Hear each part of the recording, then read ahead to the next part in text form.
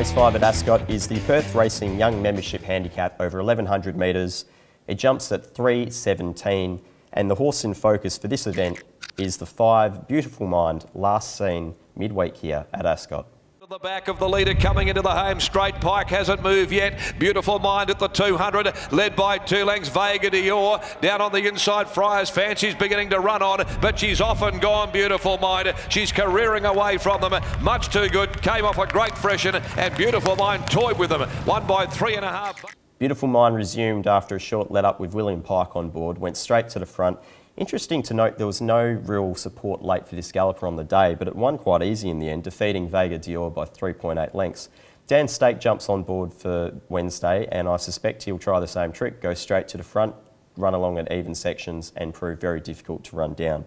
Second pick is the 6 Requisition, who wasn't necessarily suited last start, but it does get Lucy Warwick jumping back on, and 2 starts ago, Lucy rode this galloper to an impressive win coming back in the field.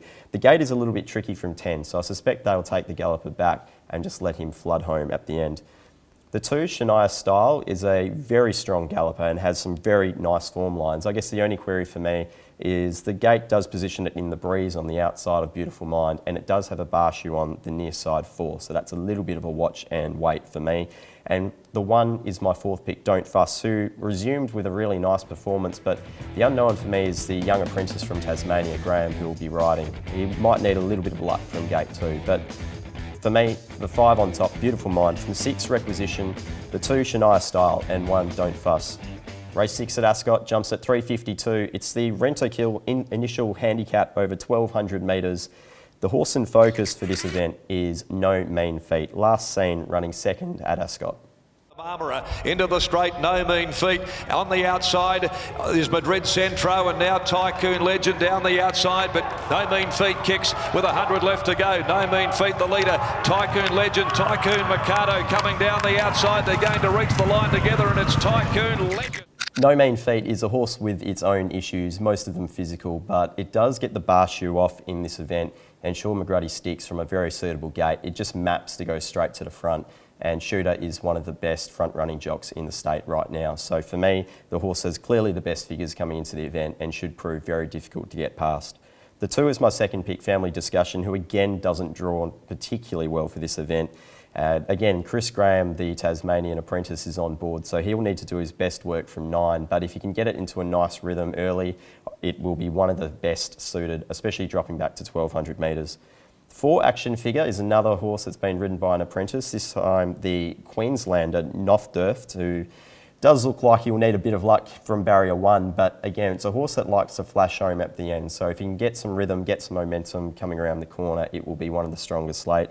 And then 7, Look Us Over, is a horse with blinkers off this time, and from gate 10, apprentice from Victoria, Michael Ploy, will just probably make his way across, but I'm not sure he'll be able to get in front of No Mean Feat, but I respect the galloper from the Jim Taylor stable.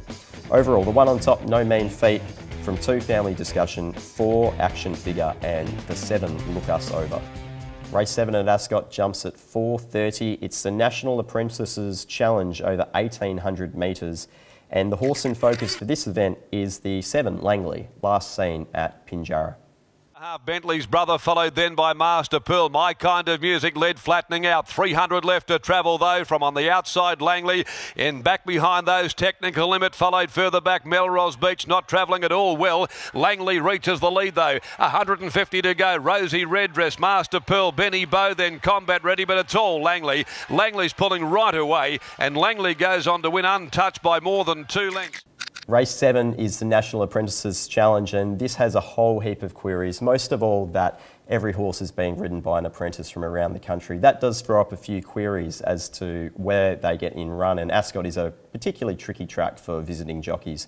Having said that, I'm siding with the 7 Langley to be ridden by Victorian Michael Ploy. I think this race will have a fair bit of tempo, even though it is over the 1800 metre race. Just a few of the horses might begin well, and the jockeys a little bit nervous early on in the race might try and get themselves into a more forward position. So for me, Langley coming from gate 11 should be able to slot in behind the early speed, and he has been very consistent so far this prep. 2 is my second pick, Fast as the Wind, who again will be back in the field but just gets itself into a nice rhythm. It's coming into this race with the best last start figure, which is a very important trait for this sort of event. 1 for me, Golgotha is third pick. Shelby Colgate's on board this galloper and will need a little bit of luck from the inside gate, but we saw last start it was just out-bobbed by Willie Pike at Bunbury in very unfortunate situation.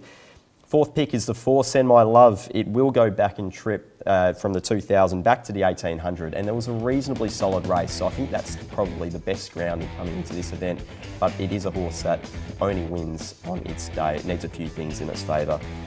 It's a tricky race. 7 on top for me, Langley, from the 2 Fast as the Wind, 1 Golgotha and 4 Send My Love. Race 8 at Ascot jumps at 5:10. It's the Hose Masters Handicap over 1400 metres.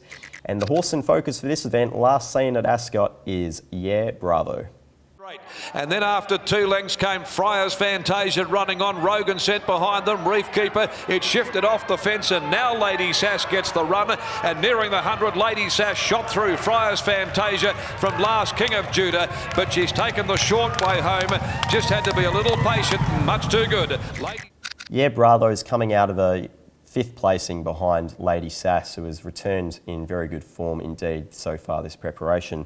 On that occasion, Yeah Bravo jumped well. It was wide without cover and restrained back through the field. It maps so much kinder in this event, so I believe it can improve sharply in this field. It just maps to get a good run.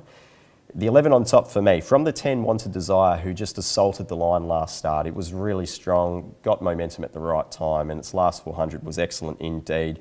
It is capable of doing the same again. Gate 5, perhaps just the smallest query in what looks a big field, and might prove quite difficult for horses back in the field to get clear galloping room.